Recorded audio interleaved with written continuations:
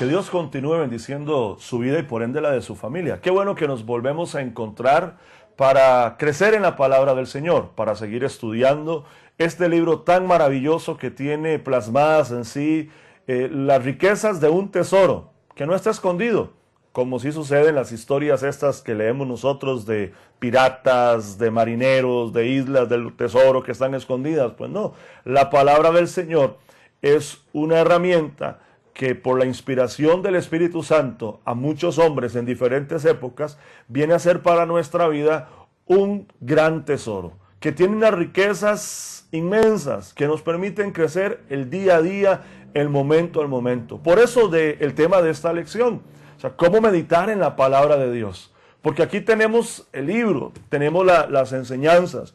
La Biblia ella misma refiere cuando dice que es viva y eficaz, que es más cortante que toda espada de dos filos, que penetra aún hasta partir lo fuerte de los huesos, llegar a esa sustancia, el tuétano. Eso es lo que hace la palabra de Dios. La palabra de Dios nos edifica, también dice la misma, que ella nos revoluciona. Qué importante es esto, pero quizás usted y yo muchas veces hemos leído la Biblia y la leemos y a veces no entendemos. Sí, porque hay muchas formas de cómo tomar este libro. Hay gente que toma la palabra del Señor como un libro común y corriente, como un libro de historietas, por ejemplo, y están leyendo y se encuentran con una inmensa cantidad de eventos, de sucesos que han transcurrido en la historia de la humanidad y que son muy interesantes, pero no se detienen a aprender de ello. Y es lo que queremos que usted en esta lección aprenda hoy, a cómo meditar en la palabra del Señor. Ahora, cuando hablamos de la palabra meditar, tenemos que entender que así muy sencillamente hace referencia a reflexionar. Eso es meditar, es reflexionar. Por ejemplo, el Salmo capítulo 1, versículo 1 viene diciendo: dichoso o bienaventurado el hombre que no se ha sentado en silla de escarnecedores, sino que él se ha guardado de contaminarse. Y agrega diciendo, sino que más bien este hombre medita de día y de noche, reflexiona de día y de noche en la palabra de Dios.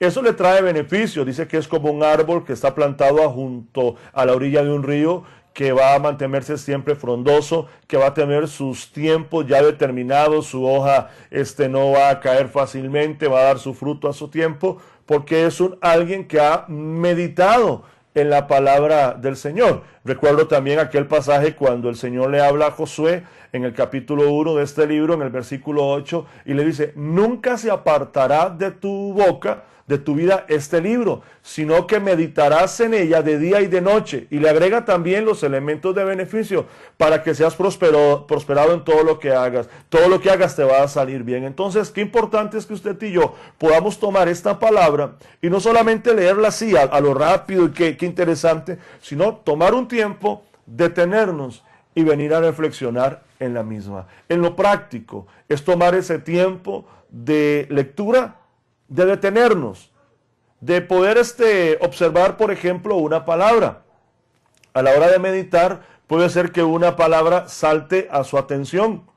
De ahí la importancia de poder usted marcar, escribir, marcar en su Biblia. Sé que hay gente que esto no le gusta, pero si no es su práctica, entonces anotar en una libretita, en una agenda, en un cuaderno, tomar su bolígrafo, su pluma y poner, la palabra tal, en el libro tal, en el texto tal, e ir a investigar esa palabra. O sea, es reflexionar. O sea, esta es la parte práctica de la palabra, es usted darle vuelta a la cabeza. O sea, no en el sentido así literal, ¿verdad? Porque si no, imagínense lo que le va a pasar a usted, se le va a hacer un nudo. No, es empezar a masticar esa palabra, a darle, para sacar, ¿qué es lo que esta palabra me quiere hablar a mí? Porque es que mire, esto es lo interesante de la palabra. Usted ya se habrá dado cuenta. Usted puede leer un determinado capítulo de la Biblia, lo vuelve a leer mañana y usted se va a encontrar que lo que usted leyó hoy y lo que lee mañana, siendo el mismo capítulo, el mismo texto, trae una enseñanza diferente porque es viva y es eficaz.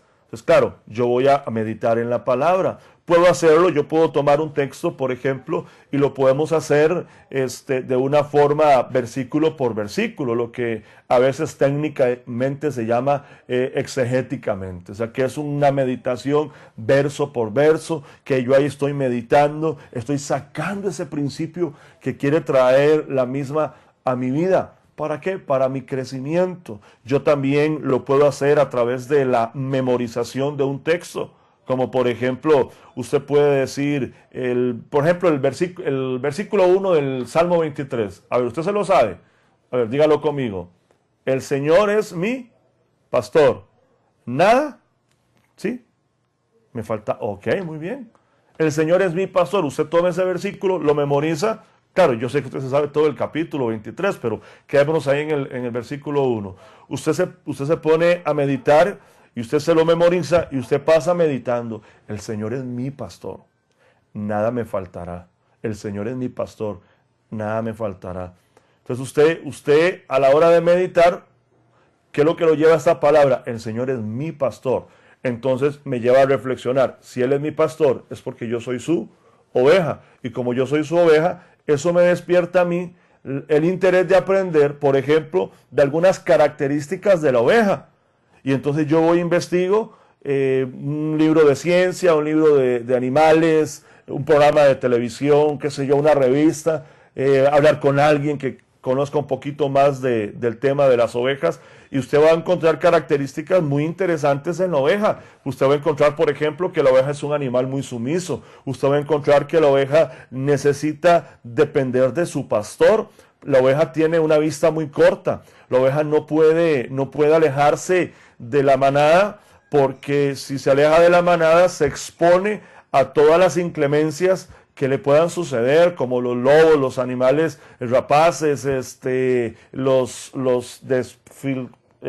que serían pendientes, las pendientes, ¿verdad? Esas palabras que a veces a uno ahí se le traban, esas pendientes, ella se expone. Entonces, cuando usted vuelve otra vez, dice, oiga, dice, Él es mi pastor, porque yo soy su oveja.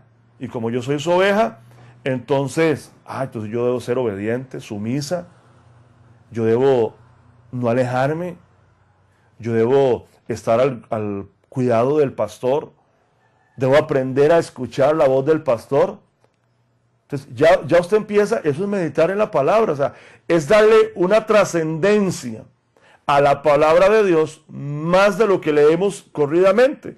Es bueno leer la Biblia, es interesantísimo, pero no es leerla hacia la carrera. Esto no es un libro para leerlo como usted lee las revistas Selecciones, como usted lee alguno de los libros que en la época de colegio, de universidad o aún hasta de la escuela tuvimos que leer. No, esto es un libro para meditar en él. La meditación en la palabra del Señor nos va a traer riqueza. Esta lección precisamente lo que le da a usted son herramientas, le va a dar elementos prácticos que usted va a ver en este material que le permiten ver diferentes tópicos de cómo meditar en la palabra. Pero el punto central de esto es que yo debo leer la palabra con la intención de sacar y extraer lo que ella me quiere decir a mí. Por eso vuelvo otra vez a la mención del libro de Josué. Nunca se aparte de tu boca, de tu mente, este libro, sino medita en él de día y de noche. ¿Por qué? Porque es la que nos va a ayudar. ¿Recuerdas allá el Salmo que dice que lámpara es a mis pies tu palabra y lumbrera mi camino? O sea, viene a ser tipificada como una lámpara y como algo que nos alumbra el camino. ¿Y cómo lo va a lograr? Cuando aprendamos a meditar en ella. Así que aplícate, haz esta lección, estudia y medita en la palabra de Dios y te garantizo que todo lo que hagas va a ser prosperado. Que Dios te bendiga.